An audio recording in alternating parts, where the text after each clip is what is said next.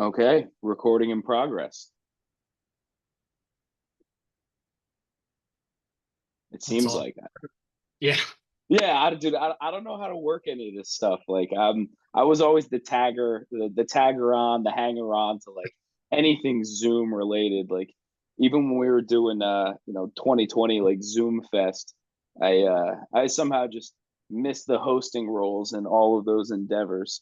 So this is all a brand new experience, which I'm embracing with cautious optimism. Yeah. I mean, you're missing out on your God time to do this. So, Well, I don't know how much I'm actually missing. There's only so much of Brian and Tommy running off into oblivion that I can take. And, work is a pain in the ass. So any chance to like deviate from the regularly scheduled norm is probably going to, cause some sort of a new experience, which is going to, you know, hit the endorphins a little bit differently. And, we can rebound into a successful Wednesday and recuperate from a awful Tuesday. But I digress. So I guess the plan was to talk about the question that you posed to me at least was why is Marvel now so shitty? I think it was how you worded it. And I guess I'll leave it to you to kind of maybe elaborate on like your thought process that led you to that conclusion, and then just kind of delve into I guess a couple of the details leading to that conclusion. right. And I mean, I think it is a very subjective question and take for sure. Right. Not a lot of quantifiable data or points in there, but I think the one thing that is true is like, why are these movies, TV shows like just feels like so brutal. And in terms of like none of them are doing well at the box office either. So like yes, there's that point. Um, Also, we have the issues though with um, really like how we are consuming the media now. There's so many TV shows and there's movies and like even I'm not up to speed um, with like everything that came comes out. Something I'm like, wait, that's already released. Whereas I feel like, in the peak Marvel cinema, it was like we knew when everything was coming out, and it was a must watch, have to be there outside of Thor 2. But it just feels like a lot of that luster is gone. Sure. Yeah, I think that on a macro scale, the reason why it is shitty. That's I think just the term that we're going to use for this exercise. The reason why it's shitty, in my opinion, boils down to writing, and then on the micro scale, or maybe not on the micro scale, but a contributing factor to the just decline is saturation. I think that is definitely something that has to be accounted for. Why I say the writing first is because, like you kind of alluded to with Thor 2, there were some duds, so to speak, when it comes to the movies, and the lack of saturation still made them must see events, which helped their box office numbers because we would wait 6 months to a year for a new movie, and it was a movie. It wasn't something released on Disney Plus. Oftentimes there wasn't hours upon days of backstory that was needed in order to understand the actual media that you were going to see on that given day. But why I say it boils down to the writing is because I do think that that's going to win out either in the short term or in the long term. If a good movie or a good show is made, eventually somebody is going to pick up on it. Somebody's going to put the word out there that it's good, and the rest of the world will kind of follow suit one way or another eventually. Like I recently rewatched Captain America First Avenger, the first one. And at the time, it was like when I watched it, it definitely seemed like a much better movie. But in rewatching it, it's not that great. I think the first like 2/3 of it are good up until Steve rescues Bucky and the rest of the boys from being imprisoned, and like Red Skull reveals himself. From then on, it's like montage of all the cool stuff, and then kind of anticlimactic confrontation with Red Skull, ultimately leading to the end, the sacrifice, which was phenomenal. It's still tear jerking in some ways, even knowing what ends up happening later on. But that, I think, succeeded obviously because of the success of Iron Man, because of the success of the Avengers, and it was ultimately destined to be a success because of the timing, alluding to your point. The writing, though, in general, it's a basic origin story which follows the archetypes that have been set in stone for like generations of, the hero's journey of, you've got a guy, he's got weaknesses. A certain event happens that he has to like rise to the call. He does that. He overcomes these weaknesses ultimately to like, become the hero and defeat whatever enemy, and, learn something about himself along the way, etc.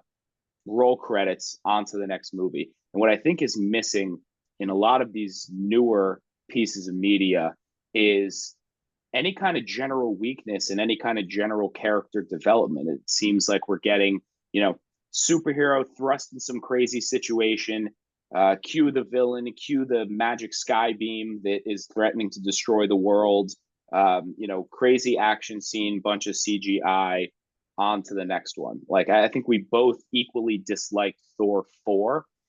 And like the conflict in that one, or the weakness, I guess, that Thor had to like overcome, is that he was jealous of Natalie Portman's character or something. Like, I can't even put my finger on it. The most compelling character in that was Christian Bale, and his character got massacred and was like barely used. So I think the general reason why these movies are failing is because of the lack of a sound concept in and just a good story. I don't know. That's my thought.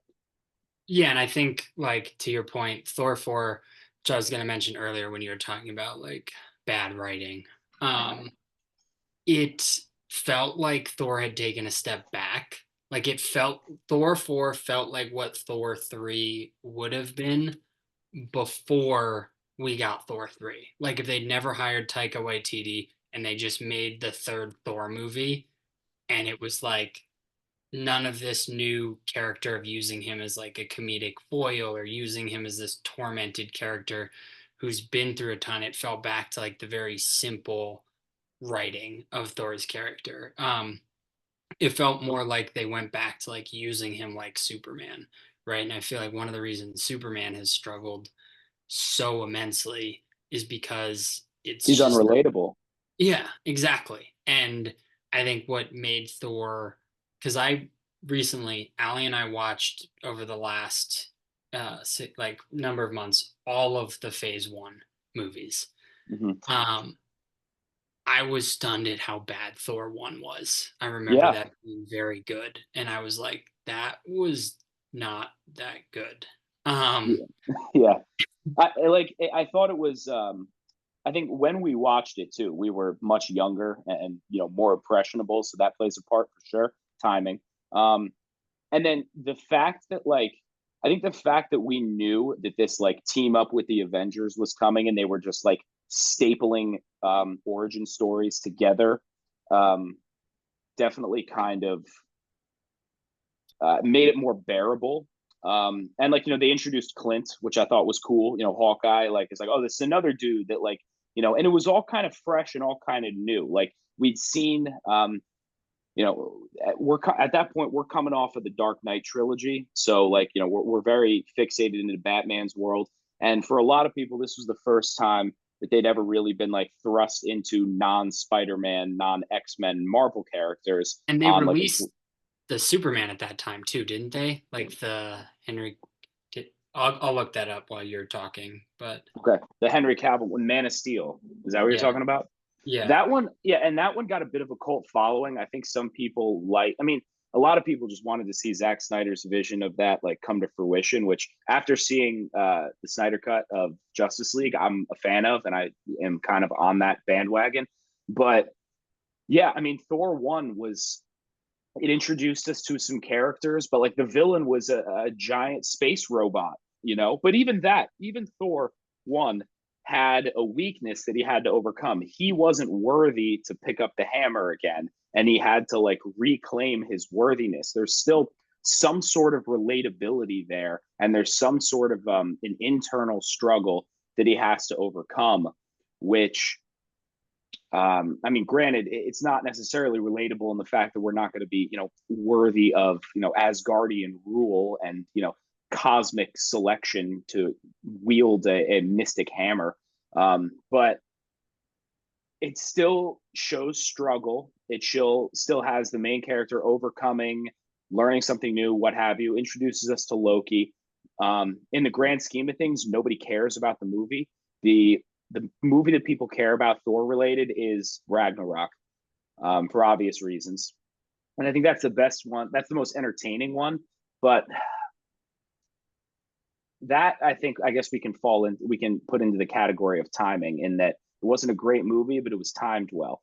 Right now, with what's going on, we have a bunch of incoherent stories that aren't necessarily related to each other, except that a character from this one is appearing in a character in this new one. Like I again, admittedly, I haven't seen the new Captain Marvel movie. I'll watch it eventually, but you know, it bombed. I wasn't interested. I was never interested.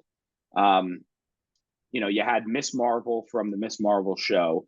You had, I guess it was Photon, or you know, Rambeau from the WandaVision show, all appearing in this movie. So like, there's, I guess, a team up there. But what are we connecting it to? You know, we've got rumors of what is it, like, you know, Avengers, I guess Avengers 4 or Avengers 5, whatever number we're on at this point, with like, you know, Secret Wars and the Kang Dynasty 5. Okay. But you know, Kang's going to be out of the picture because Jonathan Majors likes to, you know, whatever went on in that situation. So we don't know what we're building to. We're just throwing characters against the wall. There's no arc, there's no story. Do you remember when they first introduced Thanos and the concept of the Infinity Stones? Uh, I mean, first look at Thanos was not, I mean, was the original Avengers, right? Okay, Was at the end of the like we see in Loki's like quest and the Chitari that it's right. Thanos on the throne. I think in the post credit scene. I could be I got to wrong rewatch that one. about that timing, but from rewatching it, it was the original Avengers where we find out like, oh, it's Thanos as the big bad, because then Yeah, Tony has before Ultron, right? He has the vision of all of them dead right, in the throne room with Thanos on the throne. right, And that's where he starts building Ultron because he's like, we need a suit of armor around the world. Um, the Infinity Stones, they don't, I mean, there's the Tesseract, right? But they don't tell you it's an Infinity Stone in that first Thor movie. And right, there's like the Soul Stone too in Loki's scepter, but they don't tell you that it's the that stone, right? They just mention the mind control until they break it open. right, Um, right. Yeah, and but so what they did there was just a good job of foreshadowing, and like, you know, like introducing the end game. Not to, you know, be coy and use the word, but introducing the end game prior to actually getting there. It was a problem that some people had with like Star Wars, where you've got Vader as the big bad, and then, you know, or actually not a problem, but like they did it well there. They introduced the Emperor in Episode 2, and then we get to see more of him in Revenge, you know, Return of the Jedi, and that's something that we're missing right now because of the ambiguity surrounding Kang and Jonathan Majors. We don't know where the story is going, and we're introducing characters that don't have any tie-ins just yet, to this, you know, to the overall world and the overall universe. Like, we've got Moon Knight was introduced. What are we doing with him? Shang-Chi was introduced. There was a bit of a team up or an introduction to Wong at the end. But what are we doing with him? And I liked that movie. It was just a kung fu movie with Marvel. Like I was cool with it. That You know, was like a 6 out of 10 for me. Didn't hate it, sure, didn't love it, but I was like, yeah, this is a good watch. I'm like worthy of going to the theaters. But right. I think, like, to your point, the one thing, like, we have the writing, we have saturation, both of those. And the point I think you're kind of dancing around and that I agree with, like, my third is like the TV shows versus the movies, right? Not that the TV shows are inherently bad, but it's like there's too much content and no idea, like, do I need to watch the Moon Knight movie, right? Is that part of the main kind of thread? Or is that like one of the alternative threads, right? That I don't Hmm. necessarily like, do I need to know the Shang-Chi? Do I need to watch WandaVision, right? Which, like, I actually, was hoping for a little more with WandaVision. Didn't love it, didn't hate it. Like Falcon and the Winter Soldier, right? Like, okay, that was great, but now, like, how do What do we they do? tell? Yeah, what, like, and I think the problem is because, like, I understand the concept from their perspective. Let's introduce this multiverse. We can have so many characters, we can have these TV shows, we can have all this stuff, and the money we will make will be great. Why? Because we can do all these things. And Hmm. my thing is, like, I think they've jumped the shark, like, to borrow a terrible cliche, because it's like there's too much in this building phase that none of the characters get built, right? Like in the early stages, we had, like, what was it, three Iron Man movies before the Avengers, right? A Thor movie, a Captain America movie, like, I think that and was it. Yeah. yeah. And we had Edward Norton's Hulk, but it was like these movies were introducing us to this character to build for something. And there's this weird blend of, like, old characters like the Guardians, Thor, Wanda, and Doctor Strange, which, like, that was a pretty solid, interesting movie. But, like, what was the point of, like, And that? they Like, introduced Charlize Theron at the end too, like in the right. post credit scene. Who the hell is that lady? Or they intro or like bringing Adam Warlock into the Guardians, which I actually thought was like a creative move. Like, And they let's set that up. yeah, like, let's bring him in not as this all powerful entity, but as like another Guardian of the Galaxy, and like Yeah, add him in a funny. But that was like James Gunn, well written, right? Like, of but we know course. that from him. That's why he got hired by DC to do their universe. But I think, like, that's the big, to me, problem is it's like it's so wide and there's so many characters that I can't relate to any of them when there are 300 of them. Yeah, and they like kind of harking back to your point about the three Iron Men movies before we got Avengers. Like by the time we got Avengers, we knew who Tony was. Like we had seen him go from not even X, Y, and Z, but from like A to Q. Like we had seen a lot of them. If we didn't know anything about any of the other characters, like Black Widow didn't get her movie until she was already dead. Hawkeye never got a movie. Thor was at that point like OG Thor, and Cap was Cap. We had some attachment to Downey, to Stark. He was able to carry us into the Avengers. Then after that, we immediately get Captain America Winter Soldier. Bam, absolute banger of a movie. I've said this before too to you, like outside of this whole universe, that's a good movie. It's a spy flick. There's conflict, there's drama, it's well acted, it's well written. Like that's a good James Bond, Jason Bourne type movie. Like it's a solid flick. We get the Guardians in that mix too, which again, Guardians 1, solid freaking movie. Dude, Guardians 2. listen to this run, right? So I was just looking it up. I was wrong. It was two Iron Mans. But so they went Avengers, Iron Man 3, Thor the Dark World, woof, right? Woof. But then 2014, Winter Soldier, Guardians, Age of Ultron, first Ant-Man, Civil War, Doctor Strange, Guardians 2, Spider-Man Homecoming, Thor Ragnarok, Black Panther, into Infinity War. They couldn't Like, miss. yeah, Yeah. That was a good a solid 6 year stretch where like they had a plan, they executed it, they had the right people in place, and boom. And Grant, you brought up Black Panther, which actually is a point that needs to be talked about too, is that from what I heard, the plan was to have um T'Challa actually become like the face of the Avengers with Tony dying, which Chadwick rest in peace, that definitely puts like it puts a big damper on things, right? There's not much you can do. They have to change the plan and they have to find a new lead with, Thor not willing to accept it based on his character, Tony being dead, and Cap, Dead. just being gone, whatever, wherever he retired. Did Yeah. you like Black Panther too? I thought it was okay, but I think it falls in the same category as like, what are we doing? I really wanted to like it because I thought how they did Atlantis was so cool. They didn't do Yeah, the traditional city of gold, right, in this way that we've seen played out a million times, or like Aquaman, right? They did it in like a really interesting, and like I forget the name of the King of Atlantis's character. Namor. Namor. Thank you. I thought he had a great character and was like equally mysterious, and um but it felt like the you could just feel the loss of Black Panther. Like it was Yeah, just like it felt like a memorial and not a celebration of life in that right. because of how much like I noticed him missing. Yeah, and that's why I give that one a pass almost because like they had an impossible task and I think they did fine with it. Um, yeah, I don't think that there's much else that they really could have done in that situation. Like they didn't go the route of just trying to CGI the guy. They didn't bring back Michael B. Jordan to like be the new Black Panther, It would brought have been back a from the banger dead. with Chadwick though. Yeah, I it would have think been an absolute banger. Yeah, I thought that I think they set that up well, and they just got dealt a shitty hand of cards, which like it is what it is. Um, what other movies are we missing?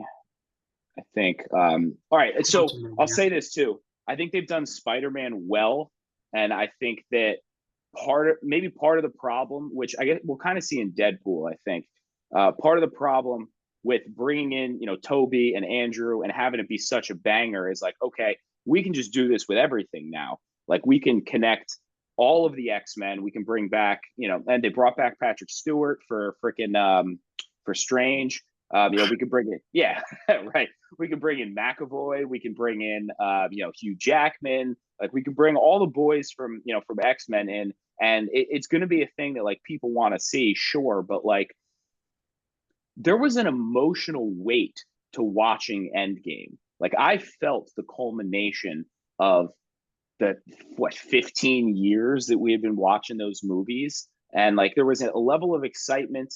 There was a, like I think you said, can't miss event. There was, and even now, like we talked about this before, still watching some of the clips and the moments from that movie, like it still hits, man. It still hits. We set some of this stuff up for 10, 15 years, and they pulled it off. They are almost victims of their own success in that way, where like once we got to the top, and now we have to like build our way back up again, which is where I think the writing comes into play. We need to like hone in on a few characters. We need to write them well. We need them to be compelling and appealing to a large majority of audiences. We also need them to still be flawed individuals and have like weaknesses, right? Like Shang-Chi, which again, 6 out of 10, fine. You have a guy, he overcomes a brutal childhood and like never earning the respect of his father. By the end of the movie, he's got his dad's bracelets. His dad is out of the picture, and he's like saved the freaking universe. So it's like, where do we go from here? I guess his only weakness is like he's a little naive, maybe about like the nature of the world. But I mean, like, what do we do? You said Cap and Falcon, Falcon and the Winter Soldier, right? Like, you know, Bucky goes through his sad boy phase, which is to be expected. And, he's in like rehab or whatever, making amends, which is, I guess, that's pretty cool for his character. But like, still, like, where do we go from there? We've now got, Captain Falcon just Falcon punching everybody. But like, that show came out like during COVID. That show's like 3, 4 years old at this point. Like, what are we doing with that? Where's the next step? Where's the next direction? There's been a lot of delays and reshoots with Captain America 4. I have a lot of doubts about that movie coming out and what it's actually going to be able to do. We brought in Zemo and made him a titular character in that show, or a formidable foe. That's great. He's still out there somewhere. What are we doing with that? He's a good character. We got we brought in, Sharon Carter, and made her a super formidable person in this universe. What are we doing with that? Like, there's so many loose ends that could be tied up or taken into their own show. But I almost feel like that would be self-defeating, because then we end up in the same problem where we're taking it in so many directions and we're not funneling down into this one like climactic event. And that's like, number one, they're victims of their own success and they didn't like pause and let it marinate. It was just instantly like, let's throw a million new things. And it was Mm-hmm. like, the problem was the things they were throwing were like a continuation of the past and not going to the future, right? Like WandaVision. Oh, it's Wanda and Vision. Like I get it. They're trying to set up these new things. The Spider-Man movie, uh, the next Doctor Strange too. But it was like in and of that self, it was like we got what Eternals, which was, but like the new characters introduced during that time period were not like if I think I were to be doing this, like that's where I would have been introducing all the new characters to try and build off of the past success of like try and get to know this character. And then we'll come back to like WandaVision, we'll come back to Captain America and the Winter Soldier because we know that like people have an attachment to it. But let's try and get them attached to the new pieces and then build off of that. But like most of the stuff they've released has all been phase one or phase two, I guess, individuals in this new phase. And it's felt like then they try and throw in the other characters too, like America Gonzalez and like all of that. Like that was a not a terrible way to introduce her character. But the problem is like we don't really learn anything about her in that experience because it's so Wanda and Doctor Strange dominated, right? That it's like I get the thing, and like maybe there is something down the line where we learn about her character and we get more introduced to her character, but there's just I feel like they're victims of, well, in this multiverse we can do whatever we want. We can introduce all these characters and eventually they're going to play in with Earth like 686 and like all of this and all of that, but it's like that was arguably one of the least interesting parts of Doctor Strange was when he went before the council and it was like, oh my God, we have like, uh, you know, uh, what's his name? Jim Halpert. Yeah, exactly. Yeah, Jim Halpert. right.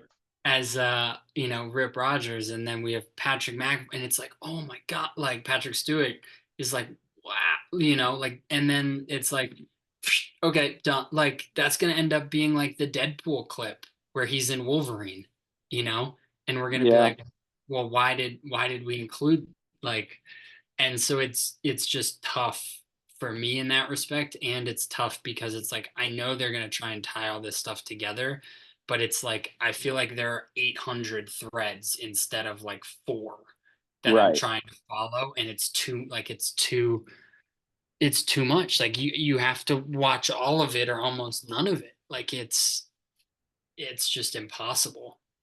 Yeah, and I think the way that you tie all that together was through Loki and through Kang and through that storyline, which unfortunately is coming to an end. I do think that they did the Loki show well. The first season was a banger. The second season was good. But again, we're now stuck at this unfortunate point where it's like, where do we go from here? And unfortunately, there's just nowhere to go because they fired Jonathan Majors. So now we need to find some other big bad at the end of the timeline to merge all the timelines together. You're going to create this like climactic event, um, but then the problem still remains of like we've given like the characters that were given their own movies were given them for a purpose and we were supposed to follow them. Like, Spider-Man got his own movie. He's the only thing that's been successful so far.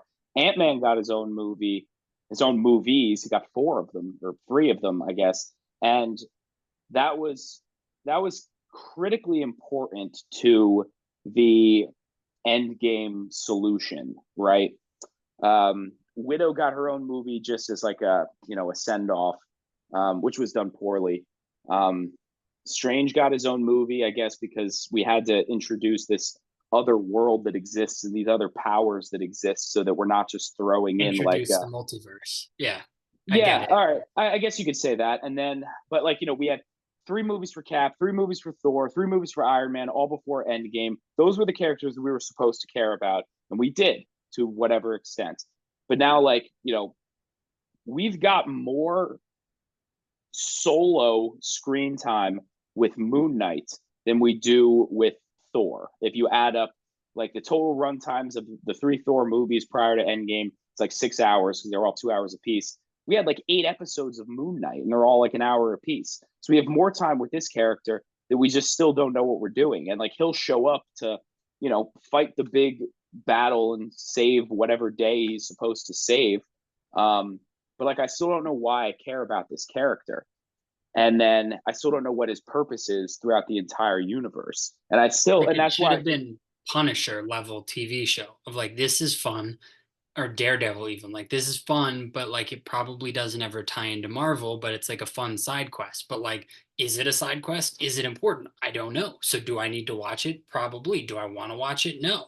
And that's like the kind of issue with this as opposed to like what they used to do.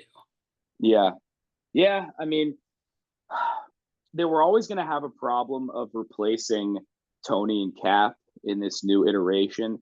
And I think they just avoided the problem and tried to just fix it with quantity as opposed to quality.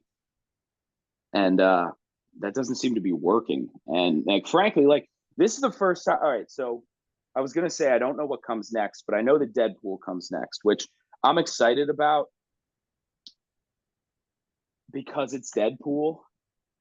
But it should be a side quest movie. It like that's I It's love not though. Deadpool. I It's know. not. And it's like he's a side quest character where like this is fun, this is happy, it's rated R, it's wild, but like they're gonna tie something in and it's gonna be somehow important to like X-Men or Fantastic Four or relaunching. And it's like all of the threads are so interwoven that it's like where how do we untangle these, Yeah. to then re-put them back together. So it seems like the we've got the timing that's a problem. We've got the continuity that's a problem. We've got the lack of a direction that's a problem, and we've got the just the writing. I think in general that's a problem. And we're with all the phase one, phase two, phase I forget the phases, but like with everything, like we'd start here at a singular point. It would branch out, all culminate in an Avengers movie. Branch out, all culminate in an Avengers movie. Branch out, all culminate in an Avengers movie. Honestly, the funniest metaphor for this is like the Loki visualization of the timeline, where everything is just like moving, moving, and then we have all these branch realities, and that's what we have now is all these branch realities, which if that's like a meta analysis of the Loki show, that's what's going on with Marvel right now, then like maybe we'll grow to appreciate that in the future. But to get us to the point of or get us to the point where we can appreciate it, we need to stop going like this, and we need to start consolidating into one titular moment. And I don't know what that's going to be. If they're waiting for a Fantastic Four movie to introduce Doctor Doom and he's the guy, that needs to happen. And it needs to happen soon. Otherwise, you're going to keep losing people's interests. One, I think they tried to do that, I think a little bit with Kang in Ant-Man Quantumania, right? Like he's the big bad from Loki, we'll tie it in. And it seems like Ant-Man is the perfect vehicle for anything that they want to introduce in Avengers, right? That has been how they've run it. Like, Because he's a silly character. You can put him in silly situations and right, introduce like important events. Yeah. right. But the main thing to me is like it would branch out and then it would come together in an Avengers movie. I have no doubt they have a plan to come together in an Avengers movie with Secret War, right? But now they have to redo the whole thing because Kang was the big bad and he's not. But my issue isn't necessarily my issue is like the branches like we have. I think it's branched too far to come back together, and that's my thing of like and not branch too far in terms of their stories, but in the totality of the people. Like, are we going to have to see like half of these movies that are out there? Like, like Eternals, was that a side quest movie? Are they going to show up in like, that's what I'm like, that's the thing of like, we used to know like what was a side quest movie and what was like a bang like in the, or even a side quest TV show, and what was in the main. And now it's like very unclear because they want you to watch all of them, right, and Mhm. consume their media. But to me then the problem becomes, I like, I just don't want to consume all of it, so what do I need to consume to like know these things? Yeah. And a lot of times that's, yeah. Yeah. I think that's a decent point. It's funny that you bring up the idea of like side quest movies or shows too, because every show and movie in some way was like important in the earlier phases. Like, you know, I'll look at like, Guardians 1 was important and introduced us to everybody. We can skip that one. But Guardians 2 was largely a side quest in the grand scheme of things, except for development of the character of Star Lord and development of the character of Nebula, because Nebula kind of has a change of heart and becomes like a much more of a good guy, so to speak, in like Avengers and Endgame and everything like that. But the majority of that movie was a side quest. So, And Gamora. I think it and really Gamora, sure. humanized Gamora, where it made her death much more painful. Right, that's fair. So I think the way to salvage it is just to do that, certain pull certain arcs that maybe aren't necessary, like that don't that make the shows and the movies important to the overall narrative, and then still allowing, like, you allow the side quests to happen, whatever, we can pick up on those if we want to, um which I guess we kind of have to if we've introduced it, because otherwise we just have these characters that are off doing their own thing, and then they just show up in the Avengers, what, just because. I am really hopeful that the Thunderbolts turns into something. I do think that may actually be like one of their better I, avenues for something. I want to, but I did this with Suicide Squad, the first one, the Will Smith one, and it was just dog water. Um, so yeah, I want to be. I think we got a minute, by the way. I think it's a good way to talk about some interesting characters, but like, where do we go? Where do we go? I guess probably what's prudent now is to kind of tie this up with some thoughts and then pick it up the next time. So what I'm going to do, I guess, in the meantime, is kind of look a little bit deeper into some of the more specifics of the missed opportunities that we've seen so far. Like the shows that we're maybe not interested in, the movies we're not interested in, and try and pick them apart a little bit and do a bit of a deeper analysis. Yep. Yeah. All right. So we'll reconvene on this because, yeah.